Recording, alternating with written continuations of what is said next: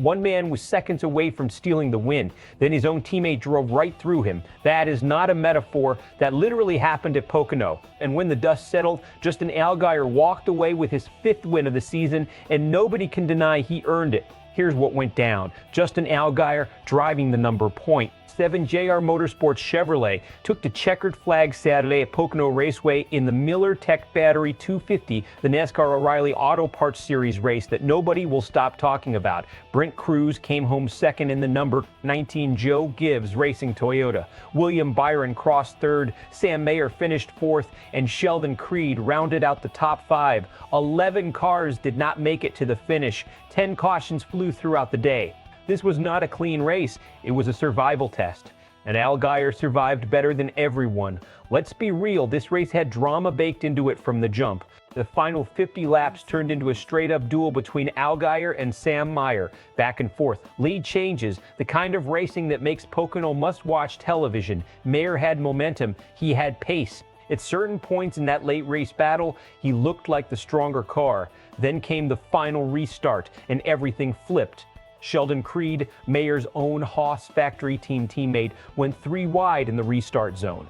He cleared Mayer barely, then immediately went tight entering turn 1. His car pushed, his momentum died, and in doing so, he took Mayer's run clean away from him. Whether that was racing aggression, a miscalculation, or just Pocono doing what Pocono does, it ended Mayer's shot at victory. Allgaier was up front, and he didn't look back. Here's where it gets genuinely fascinating. 5 wins.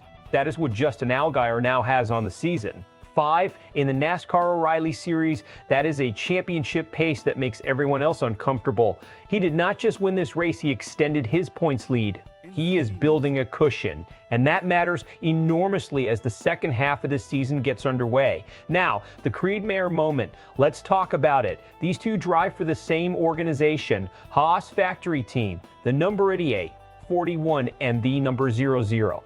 They are supposed to be on the same side. So when Creed threw that 3-wide move and effectively cost his teammate a race win, you have to wonder, was that just hard racing between guys who both want to win? Or is there internal tension starting to bubble inside that camp? The Haas Factory Team has put 2 genuinely competitive cars on the track this season. That is something to respect. But when teammates start racing each other for wins instead of managing each other toward them, it creates fractures. And those fractures tend to show up in the standings by October. Meanwhile, the JR Motorsports story is the one everybody in the garage should be paying attention to. Allgaier winning in the 7, Byron finishing 3rd in the 88, Connor Zilisch in the top 10 in the 1.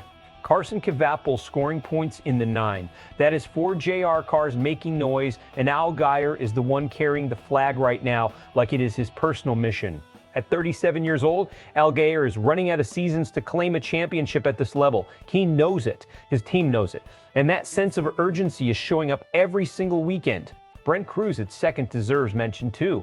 He has been knocking on the door in the Joe Gibbs racing equipment, and a second-place run at a super speedway triangle like Pocono is the kind of result that builds confidence heading into the back half of the schedule. Allgaier has a fan base that has waited years for a title run like this. They are loud, they are loyal, and right now they feel like this is finally the year. On the other side of the fence, Mayer supporters are furious, and honestly, that reaction is understandable. Their guy was racing for the win, a teammate took it from him. That is the kind of thing that burns for weeks in a garage area.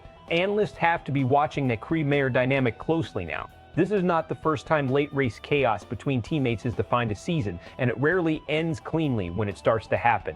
As for Byron in the 88, he's quietly having a solid stretch, and his 3rd place finish here is going to bring renewed attention to whether JR Motorsports could have 2 title contenders by the summer. Best case for Allgaier, he keeps this pace through the next 5 races, builds a lead that feels insurmountable, and heads into the playoff cutoff as the clear favorite.